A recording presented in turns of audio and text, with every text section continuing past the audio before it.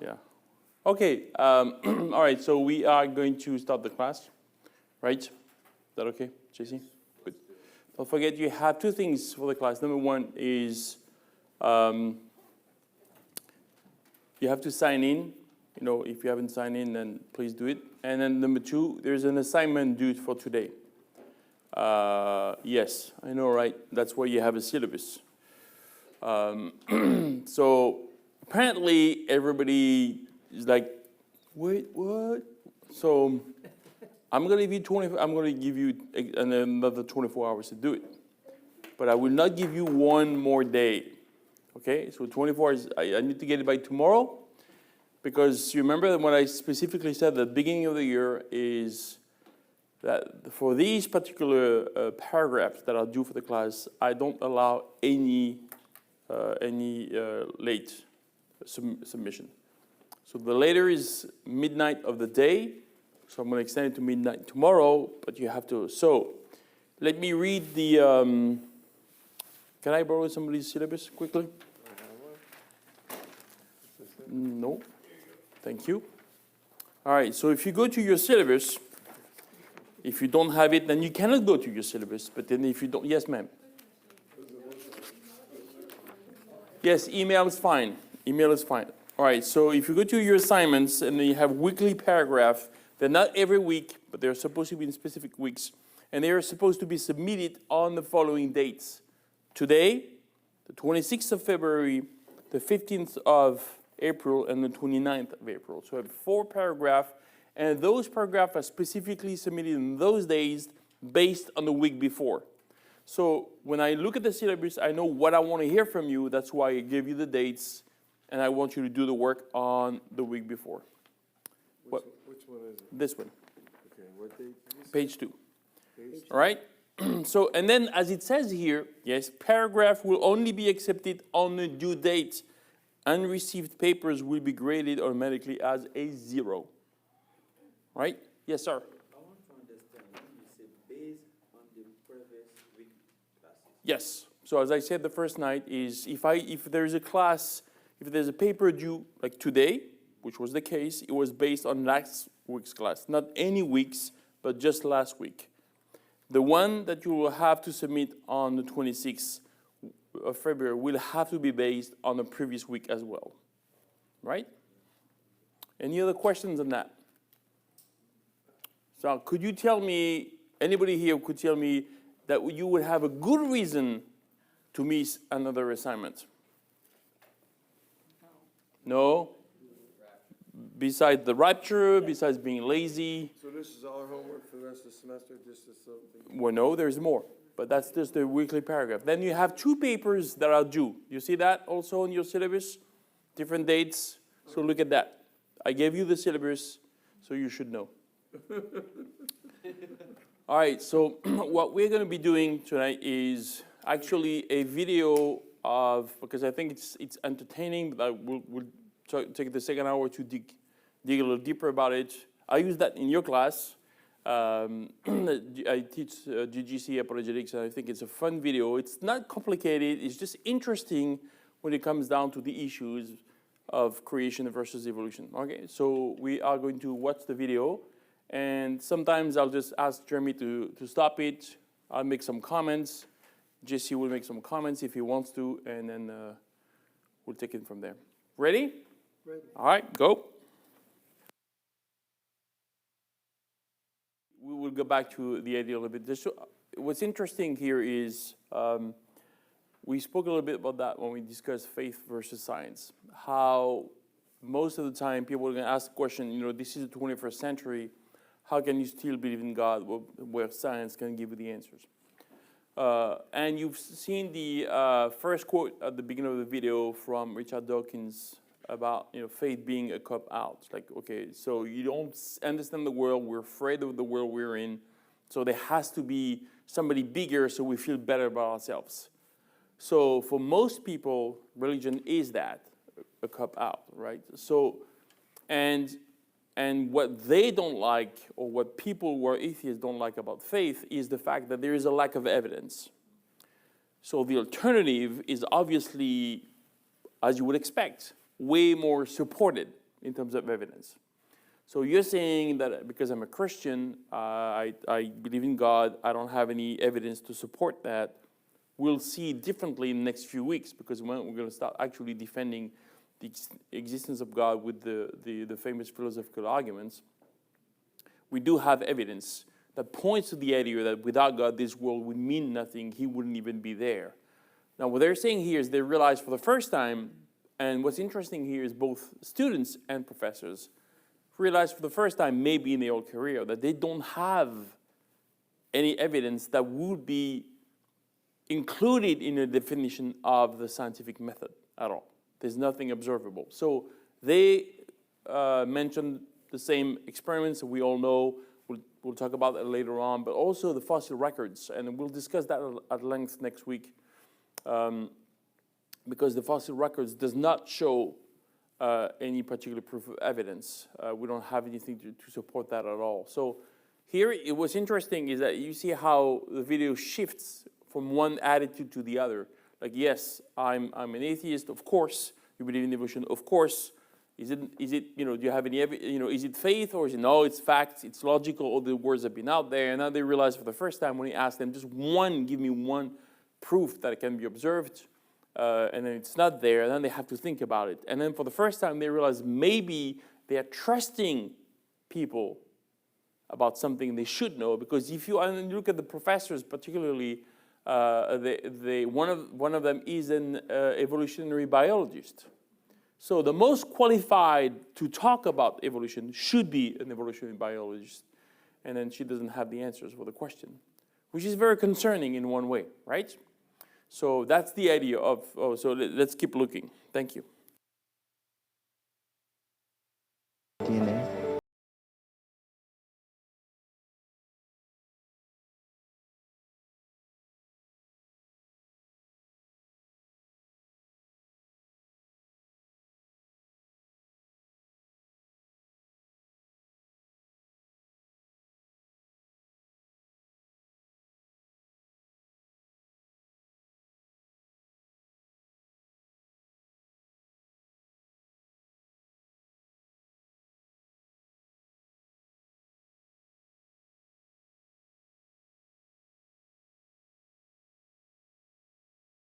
So, very interesting, and I, like he makes sure he mentions the gospel and talk to the people. So we're going to take a break in 5 minutes, but before we do, what I would like for you to take the next 5 minutes. If you have any points or questions you'd like to bring up in the next hour, I got a few things on my list that I want to talk to you about. But so take those 5 minutes, think about what we've heard so far. Maybe questions, comments, things you would like to come back to. So, and then we'll take a break. Okay. So, thank you.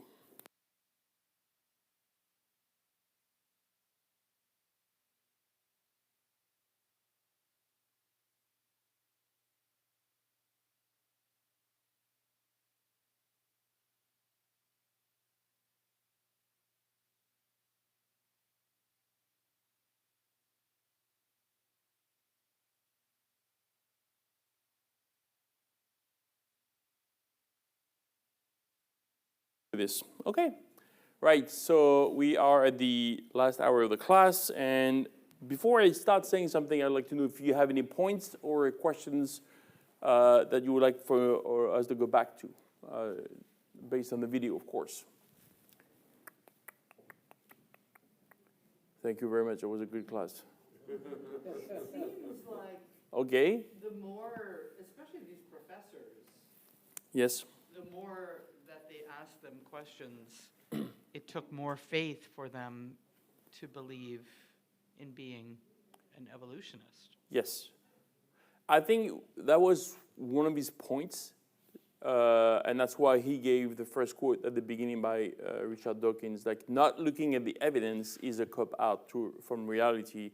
That's what faith is. Now, if you believe in evolution, but you can't give me, if you can't give me evidence, then something wrong. And so if faith is a great cop-out because you don't look at the evidence and you do believe in evolution and you don't have the evidence, there's your faith. Because if you believe in evidence but you're not sure because you haven't seen it, then you're an agnostic about it. But if you teach evolutionary biology and you're telling me you don't have any evidence, then I can send back to you the idea of the faith that you have in science, faith that you have in evolution is a great cop-out. Because there is no proof that there is such a thing as evolution according to you, not according to me. I'm asking you the question. So I think that's one of the brilliance of the video, is just asking them the question and say, okay, well, you believe, you're very adamant. You remember the words they use, it's logical, it's factual, it's true. Well, okay, then give it to me.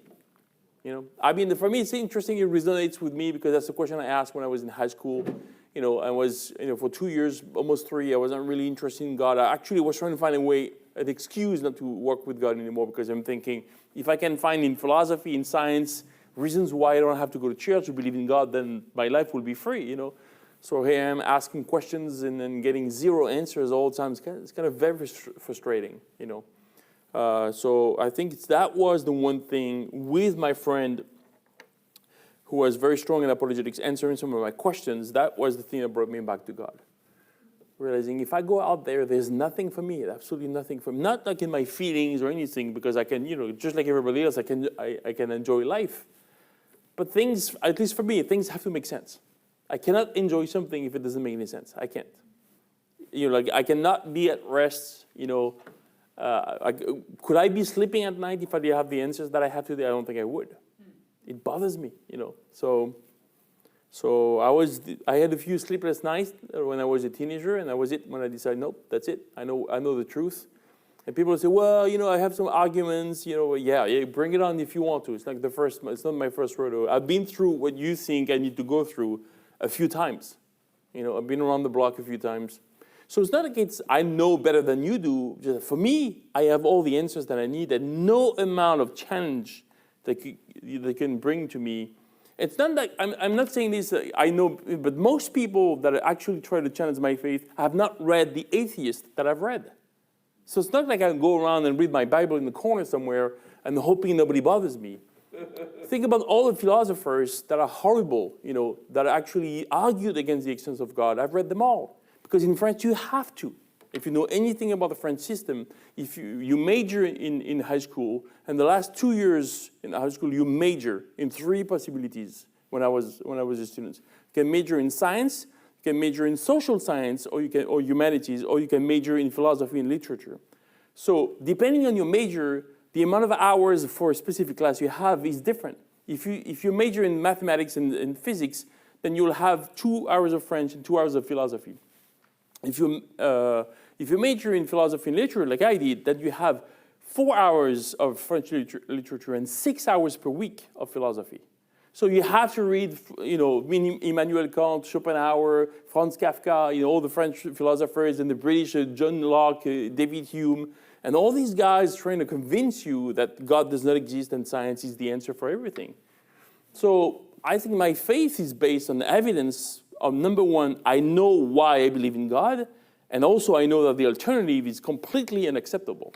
There's no room for absolutely no evidence for atheism at all. None. So, and I'm very adamant about this, not because, because I was born, in a Christian family. I wasn't. And actually, when I was doing my postgraduate studies, my specialty was atheism because it was an interest for me. So I wrote articles, and then so I had to read all the 21st century philosophers, the French philosophers. I had to read them all. Also, like there was 5 I had to study that just came out. As the like you guys have in English.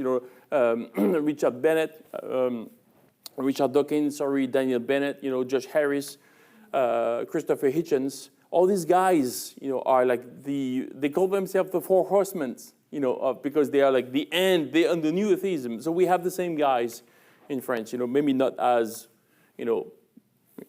not as evil, I want to say, but because I think they have enough integrity to realize that they don't have all the answers. But so the point being is that we don't have to be hiding in a corner as Christians and hoping nobody will disturb our faith.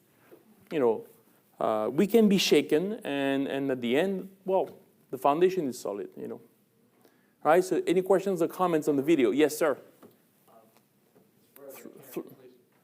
Yeah, smile at the camera.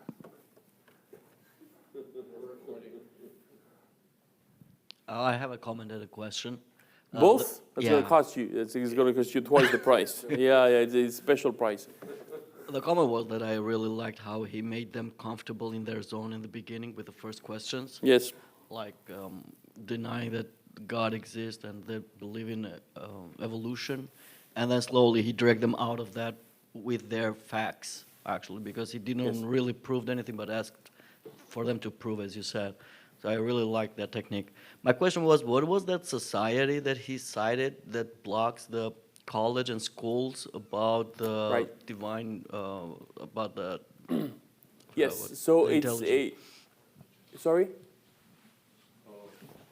I think you're arguing like you shouldn't share your faith in the colleges. Right. Well, it's what they call it's you know like he called them a watchdog group that are making sure that there is a separation between church and state, and they are trying to convince universities and schools not to have any religiously based theories taught in public schools because it's against the Constitution.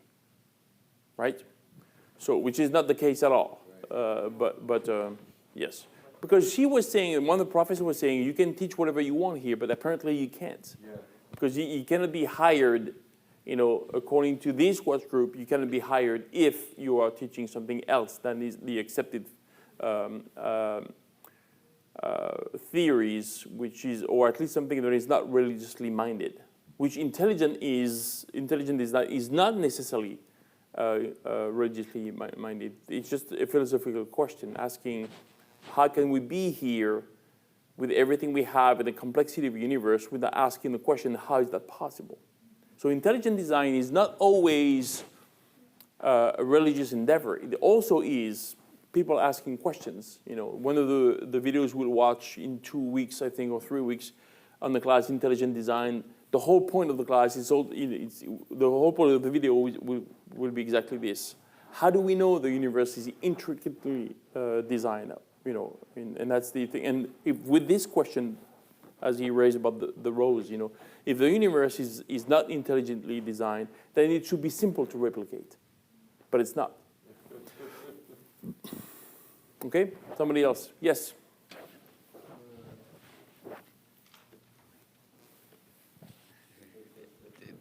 Thank you. I would like you to explain, please, when you say that. Can you make something for nothing? Out of nothing, yes. Yes, and you were saying also, you were asking questions that they cannot have the answer. They say they cannot change the kind. Yes. Okay, thank you. So, yes, so the second one, Jesse and I were talking about this. So if you watch this video online, you look it up, and you'll find some people are attacking the video by saying, well, the change of kind is really a Christianist term, because they're trying to say that the video, the question was not properly asked. That's why everybody was trapped, which is completely idiotic as an answer, because those professors over there, they know exactly what the term is, and they're ready to answer. So when he asks the question, he answers exactly for the attempt was to answer the question. So they understand it. So whether you use species or change of kind, it's a change in difference, for example. So like felines and canines was the example I give. So cats and dogs are different, right? Because, if you look at, okay, a simple thing as an example, go in Google cat, not image of cat, and then go to Wikipedia and look at the classification of a cat. It has a family name, a species name, a subspecies, a subfamily, and there's ranks. I think there's 8 or 10 different things in which it belongs to as a sub group, right? So it's very complex to ask the question. So the way he asked the question is, okay, give me a proof. How do we know that this became this?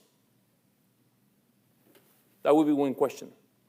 That's exactly what he's asking. Or if this is an ape, tell me how an ape became a man. That would be a change of kind. Show that to me, right? So that was the question there. Okay? What was your first part? The other one was yes. Which is a very interesting question. So one of the founders of modern physics slash like the chemistry, you would say, his name is Lavoisier. He came with the idea is, put it this way, so I'm going to put his name over there. He just said, you know, in one way, I think I gave you that example at some point. Like we have oxygen and we have hydrogen, right? So if I put this together as a molecule, I get this, which is water, correct? Now, if I dissolve this water by electrolytes, you know, and then I can separate the oxygen with the hydrogen with the oxygen, I will have twice the amount of hydrogen that I have oxygen in my two separate things. It's a first, I don't know if you guys do it in here, but in junior high school, that's what we do. We have a special machine, we take the water, we put two recipients, and there's twice the amount of oxygen, hydrogen in one tank, and you know, so it shows, but the point is, at no point in chemical changes, there is a loss, and at no point there's a gain. Everything that is added is from something else. It does not self-create. Like water does not come out of nowhere. It comes from a combination of hydrogen and oxygen. So when there's a transformation from one molecule to the other, there's always a change. It's a transformation, but there's never a loss and there's never a gain out of nothing. It takes from something else. So, and the point that Lavoisier made is that nothing is lost. Everything is either transformed, but never lost or never created. That's the fundamental idea of chemistry. Every element is out there, and when you create something new, it takes from something else. It does not, because the fundamental idea is that not out of nothing, nothing comes, right? You cannot create something out of nothing, which is so interesting because this is the very foundation of evolution. Two ways. Number one, there was nothing and then matter showed up, and then matter became life. So two hurdles that cannot be scientifically proven, and they actually are anti-scientific. Out of nothing, nothing comes, but they did. And out of non-life or non-organic, nothing can become organic, but it did. So the two major hurdles before the evolutionary process was possible already happened billions of years ago. Two impossible things happened. So we succeeded twice in evolving out of nothing and evolving out of non-organic to organic, which is also impossible, right? This is what actually there is a field in biology called biogenesis. And that field studies how non-life produces life, which is something that we don't have a theory for today. And actually, there is a mathematician, I think I use that example all the time, you may have heard it. The mathematician calculated the probabilities of non-life created life. It's the exact same numbers as a tornado going through a dumping area, right? So where you dump all kinds of stuff, you know, like the county dump. It goes through, the tornado goes through this, and out of that tornado comes a functioning 747. So the odds of that are impossible. The odds of life coming out of non-life is also the same, impossible, right? What else did you get from the video? I had one with the kinds too as well, how they always responded. Yes. They all responded pretty much similar to as well. Maybe you could point on that. They always hit on adaptation, like the finches and the sickles. Right. Like they did change because they changed to their environment or wherever they were, but it wasn't like a full kind. So maybe you could go in on that one. Let's talk about that a little bit. So you have two kinds of evolution. You have the microevolution and the macroevolution, right? So micro is small, the macro is big. If you do anything with computers, you know what a macro is. It's an over program that actually encompasses more things than a regular. Okay, so you have macro and microevolution. The microevolution is what we call adaptation, right? And here this is what you call evolution. So there is a difference between adaptation and evolution. So every example they gave are examples of adaptation, which is a microevolution, right? The stickleback fishes, Lenski's experiment of bacteria becoming different kinds of bacteria, which is still, this is actually, the Lenski's experiment still going on today, right? Now what they realized, just to give you an idea what the Lenski is, it's very simple. So he took bacteria and then he treated the bacteria with some form of antibiotic. And by dosing the antibiotic irregularly, then they created a self-defense mechanism. So they became more resistant. And then they became more and more resistant because they have a new, what he used, metabolic system, which allows them to process things that attack them differently. So they evolve, but they stay bacteria. So they don't become something else. So they don't evolve, actually, they adapt. So the same thing with the finches. If you look at Darwin's drawing, you realize that they are all finches, except they have different beaks. And according to Charles Darwin, which was never proven, which is a theory, is that they adapt according to their food. Right? So those finches over here, the finches over here. But he made a few assumptions that couldn't be proven. Number one is, in the Galapagos Island, they don't change islands, which are very close. So a few things, but that's not the point. So, and the last one, the stickleback fishes, they look different from the other one. I don't know if you've seen finches here. We have finches. You have the red finches, the yellow finch, the regular finch, you have all kinds of finches. They look different. And the point is, they adapt to the environment, just like we would in one way. If I go at the beach, I'll come back a different color, right? But the reason why I can adapt is because it's within my DNA range to be something slightly different, right? I cannot become something else because my DNA wouldn't allow it. And if we can go down 100 generations in my family, every kid will be a human being because we cannot be anything else, right? So that's the thing about DNA. Is DNA prevents evolution to happen on a macro level. Right? It allows adaptation, just like we're human beings, we're all different, right? We're different. And we can tell, when you travel a little bit, you can look at people and say, well, I'm sure they come from this place, or this place. You can see features. But the point is, those different features are within the capacities of our DNA to be, right, what we are. Like there's 8 billion people on this planet, and everybody's different, right? When you know someone, you've met them twice, you recognize them. And it's interesting because we look at the features that we have. What do we have? It's one thing that is interesting to me. So what do we have? Right? We have a nose. We have 2 eyes. Right? We have a mouth. Is it working? Mouth. We have 2 ears. Right? These are the. It's very nice, isn't it?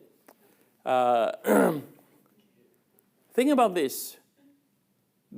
God was able, with these 1, 2, 3, 4 variants, he was able to make 8 billion different people. So in mathematics, it doesn't work this way. How many combinations can you do with 4 elements? Not a lot. Not 8 billions, but God did, right? So that's the point here. Is that we have what was the Robert Wadlow was 8 foot high? How was the tallest man on 8 foot 1 or something? That's an oddity. All right, someone who's very short. It's also not 4'11", but really short than 4'11". She doesn't hear. She's gone. She's gone.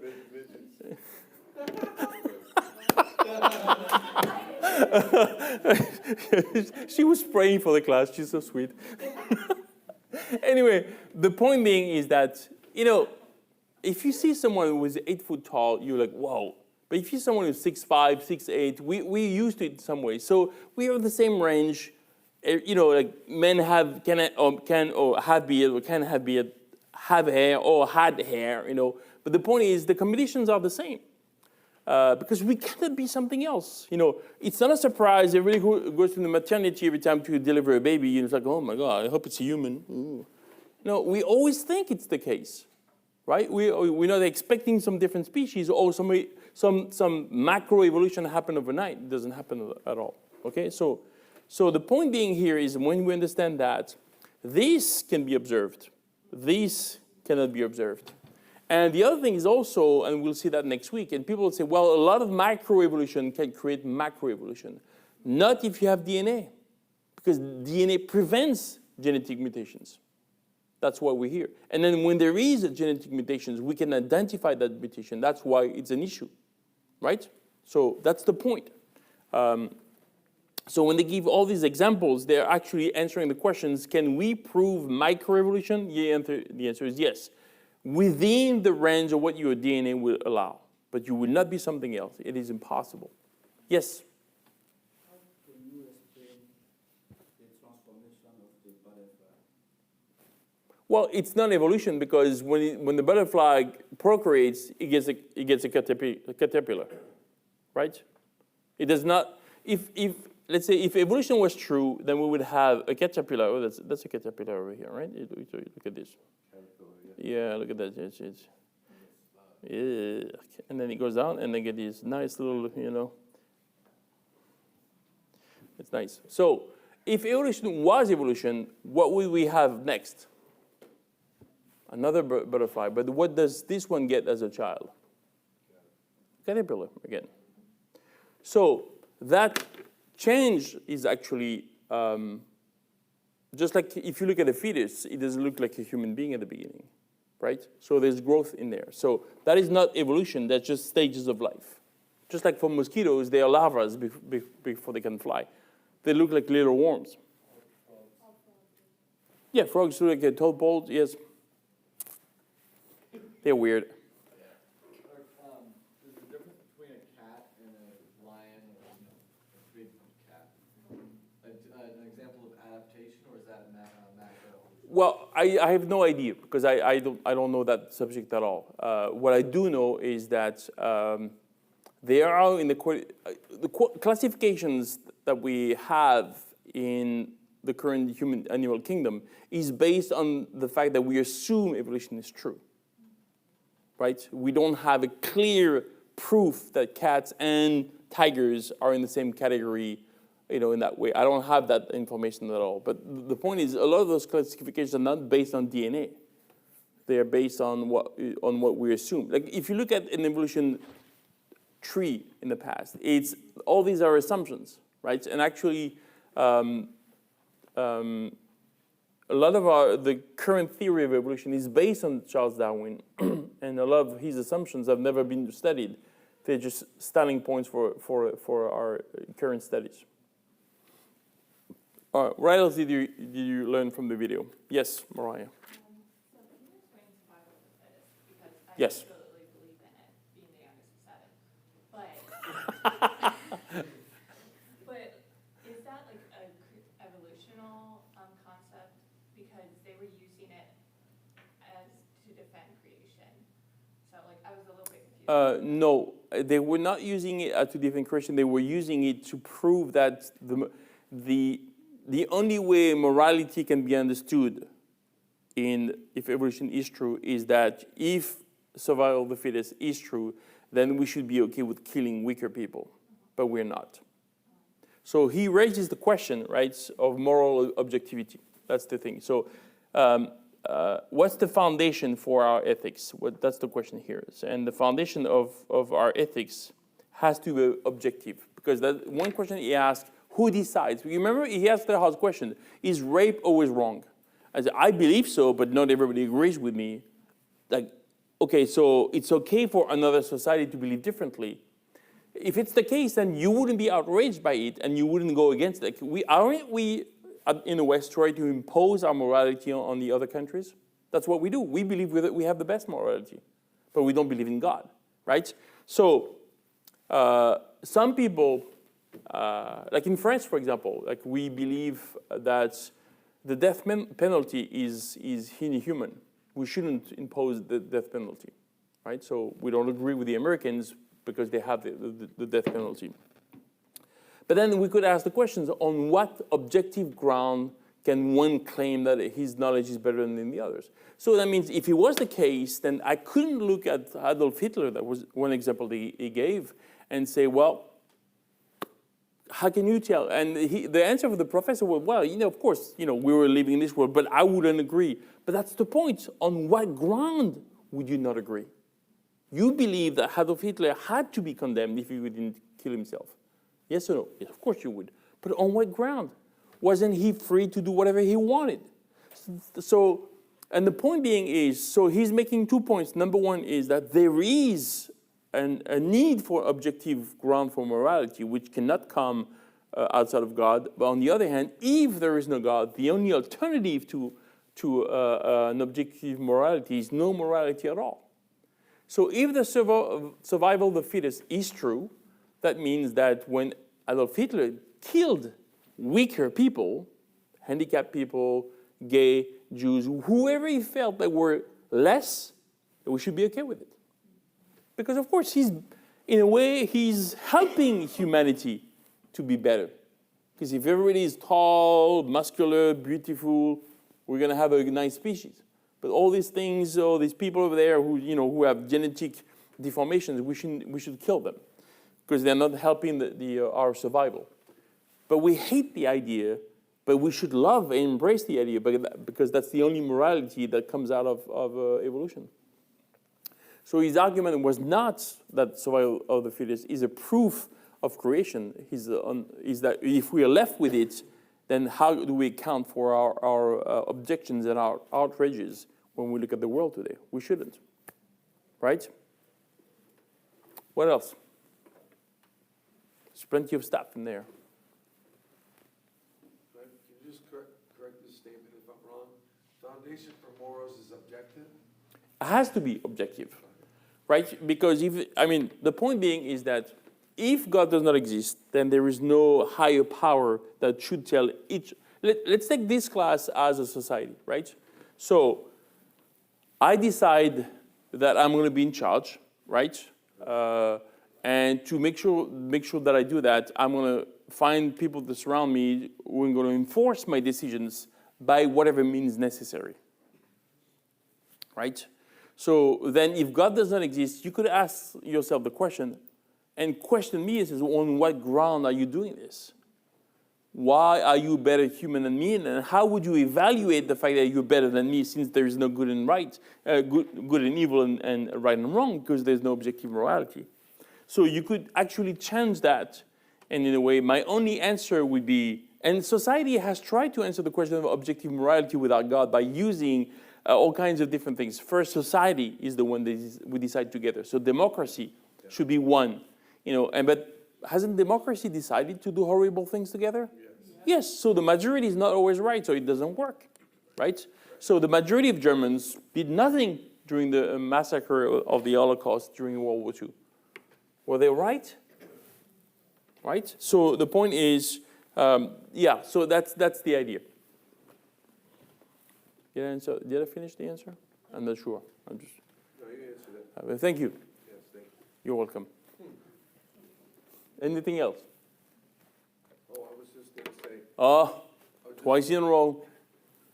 I was just going to say, like, when they say something came out of a horse or something came out of a fish, why are there still horses and why is there still... It's a very good question. We're going to ask this question next week. Like, for example, if evolution is a required necessity, right, for us to be adapted to our environments, that means that whoever we come from shouldn't be there anymore. Like if apes had to evolve to adapt, why are they still here? Yeah. And even worse, why are they more adapted than us in this world? The reason why it's interesting to me, like we cannot live in the jungle, we'll die. They can. So they are more adapted to our environment than they are, so we have to create protections so we can save ourselves. I'm so inadapted to this world, I have to live in a house. So what's the purpose? Did I evolve to do what? What am I? What, and if intelligence is a prerequisite for survival, then why are we the only one to have it? Because there's millions of species out there, and none of them have the quality of cognitive capacities that we have. So again, why do we have this? Right? Why do we evolve? Yes. Yeah. So like. That's three. Yeah. Strike three. Out. Strike 1, 2, 3. Wow. Go. All right, this is the last one. So, but animals are so instinctively brilliant, like deer, like they, in the woods, they see a human and they run. Yes. But yet they'll dive into the side of your car when you're going down the road. Not just cut in front of you to get across the road, they'll run right into the side of your car. Instinctively, they're brilliant, but other than that, they're just Dumb. Yes. You going to say something? Yes. Richard Darwin was saying that he said that faith is a great cop out. Yes. I mean, that it's an excuse, right? So let's, for example, right? Like Jesse's over here, and I don't know, he's my medical doctor, and I did some blood work, and he's coming to me with a result, right? So he come to me with a result. Take the paper. That's the result, and for me to, I don't want to look at it, so I'm looking somewhere else, right? And I find a defense mechanism so I don't have to face the evidence. So for some people, faith, this is what it is. Oh, you believe in God because you don't like the reality of here, right? So it's a cop-out is one way to cope with reality so you don't have to deal with it. So my way out of facing this is believing something else. So, and one of the guys said in the video, the reason why religion was made is because people cannot live with the reality of death. So we're so afraid of dying that we came up with something, oh, it's fine, there is something after, I'm okay with dying, right? But then if there is no God, evolution was true, then what would evolution give us the fright, the fear of death? What would be, and people say, well, because we need to survive. But if I die, and then I, personally, you know, in a way that we still have children that survive. So our species is surviving even if I die, right? So there's no real explanation for that, right? So the cop-out is the idea is that, so in a way it's true in both ways because, I mean, the argument can be sent back to them, right? I don't want to believe the evidence, so I'm going to believe in God because that's all I need, right? I don't want this horrible world in which, you know, survival of the fittest and death and all these things is so frightening. I'm going to invent myself a fantasy that allows me to live better. That's my cop-out.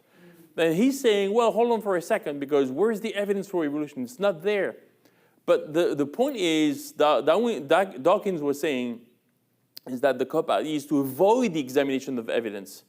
But since you're a biologist and you don't have any evidence, isn't that also a great cop-out? In a way, it's like you look at this, well, I'm an evolutionist, I don't have evidence for what I believe, but so I live by faith in evidence so I don't have to face God. Right. So it's the same defense mechanism in one way that they're saying we can say, well, maybe you do have that defense mechanism, and maybe God is true, right? Because not wanting God to exist does not mean he doesn't. Yes? I saw something in here that they had these 8 scientists who were the fathers of atheism. Yeah, well, not all scientists, but 8 people that were used as you know. Yeah, it's in logic. That's what you call it's a logical fallacy that we call the authority fallacy, which means you claim people's authority to prove a point that you cannot prove otherwise. Yes. Is that the same with evolution? Like, I don't know if you know that game of broken telephone. You know that game? No. All right, so 10 people are in a row. I say something in somebody's ear. Yes. And Okay. it goes wrong. He said totally different sentence. Yes. Darwin wasn't an atheist. That's the point he made. Yes. He claimed clearly, even before, also 7 other people, except Hemingway. So, is the evolution that we hear today the same that he brought up in the time, or are the scientists just like making in terms that they would like it? I don't know if it makes sense. I'm not sure if I understand. Like, since they're proclaiming 8 people are atheists, but they're not, and Yes. claiming what they did not say or did not do. Yes. Is the evolution that we hear today from scientists the same product as that from what Darwin did in the time? Like, Yeah, I mean. change it, or is it the same what Darwin did at the time? Yeah, I mean, the main argument of using that, it's a known poster that people have. So you put all these 8 people saying, well, atheism, if it's good enough for this idiot, it's good enough for me. So I'm using their authority to claim that it worked. If they believe it, I have to believe. That's another reason why I should, right? So his point in the video was, well, actually, none of those except one were atheists. So where's your argument, right? So I don't think it's related to Charles Darwin for himself. He never used or wanted to use evolution as a proof against God.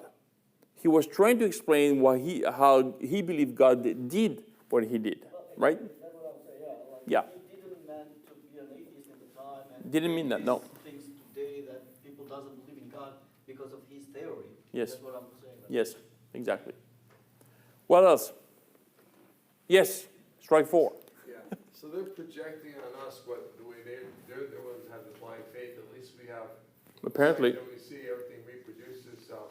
Whether it's a yes. human or dog, everything reproduces itself. So that right there shows there's no sign of evolution.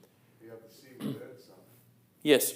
I mean, for me, when I look at this video, before I showed it, the first time, which was a while ago, I asked myself some questions. Okay, is he asking a fair question? And then that's where I heard people say, well, he's asking the wrong kind. It's not a different change of kind. Well, whatever that is, they understood the question, they answered it. So the argument goes down. And then, is he asking a fair question? Is it fair for us to ask the question, where is the evidence?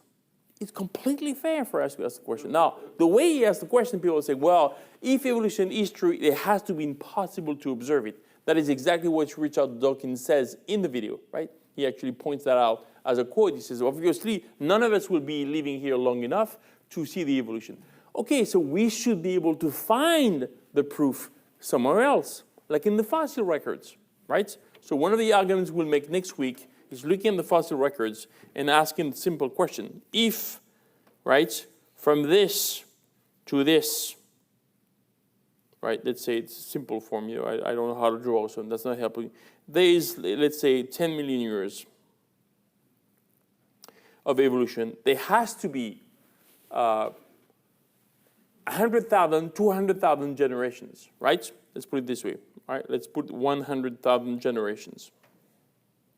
And between the first entity over here and the second one, they are what they call transitional species. Right. You cannot have one and then 10 million years later have something completely different without having transitional changes. One that has 2 eyes, then it has 2 eyes with a nose, and then 2 eyes with a nose and the mouth, and then mouth with teeth, etc., etc.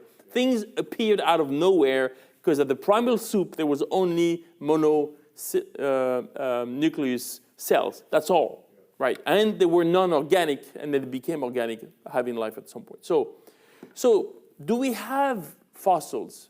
Do we find fossils? Billions of them. So the question would be fair is, shouldn't we find more transitional fossils than actual species we know about? Because there's more transitional species than the actual species we know. But we don't find them, do we? And if we did find that, we wouldn't have 3 examples, because every time you ask somebody the question, well, we do, or we have the platypus, which we still have, the Archaeopteryx, which is the famous, weird-looking dinosaur bird that still has 2 claws in the middle of its wings, which is the vestige of, its time being something else. And then other ones, you would have the Lucy, the famous missing link, which is so interesting. I asked this question, I remember when I was in high school. I remember the question, I was a junior in high school, and I asked this question because then we're studying the missing link, which is Lucy's. We have a picture, and then, so we have a picture's drawings. When you ask, what do we actually have from Lucy? Well, we have 3 molars, half a skull, maybe 3/4 of a skull, a femur maybe, but we don't have the whole skeleton. We have pieces of a skeleton. So the rest is rendering done by an artist. And then I asked this question, which cost me a lot of trouble in my class, which I didn't care because I was a rebel at the time, which I enjoyed trouble, which was my favorite thing to do in high school. And it says, well, you're happy that we found the missing link, but I said, should we, like, it solved the thing. It's like we're missing one link. And I told my professor at the high school, I says, we're missing millions of links. Why are you happy with one? Just like a guy, you go to Home Depot, you need 100 yards of chains, and you can come back with one link. You're not going anywhere with this. I need to tow my car. You bought one link, you idiot. You need the whole chain, right? And that's the idea, is like between us and Lucy, there is hundreds and hundreds and thousands of missing links. And between Lucy and the apes, there's hundreds of thousands of missing links. And we're happy we found one. Could it be that what we found is an actual species of monkey or ape that was able to walk a little more than the other was, and that disappeared? Could it be that it's also an explanation? But it can be, because it has to fit a certain narrative. So the point here is that if we ask the question, and I'm asking, go back to what my argument was, when I look at the video, I'm asking, is it fair to ask the question? He asked two questions. Number one, can you show me an observable evidence? You don't. So show me something that is observable today from the fossil records. And you still don't have that either.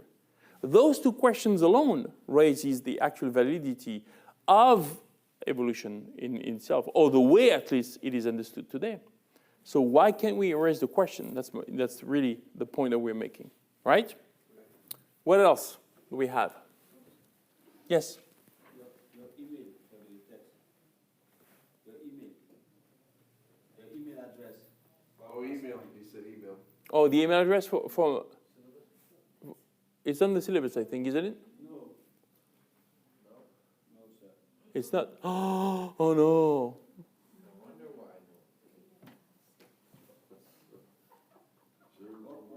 One more 24 hours. What did he say? He wants to. This is one more 24 hours. No. Oh, that's I want to have those by midnight tomorrow. If anything else after that, I don't accept them. He wants some more. Hey, I took the time at the beginning of the year to tell you what I was expecting to. I read the syllabus with you guys. I did specifically tell you, you have the dates month in advance. So my grace is sufficient for thee. Which is 24 hours more than I gave to everybody who did it on time. Because apparently those who did it on time got the communication. If no one has done anything, I would say, oh, maybe I didn't communicate. But apparently most people did it. Do you have observable evidence on that? I have observable evidence because the video is, the class is recorded. We can go back to number one. That's your observable evidence. Can you talk about I can't. the value of life? One was like, he was saying the animal, like, would you save your dog or Yes. your neighbor? Yes, And that was like disturbing, you know? it's and very then, disturbing. And then like sell your eyes, and they wouldn't sell your eyes. And, Yes. like the importance of like showing our life does have value. Yes.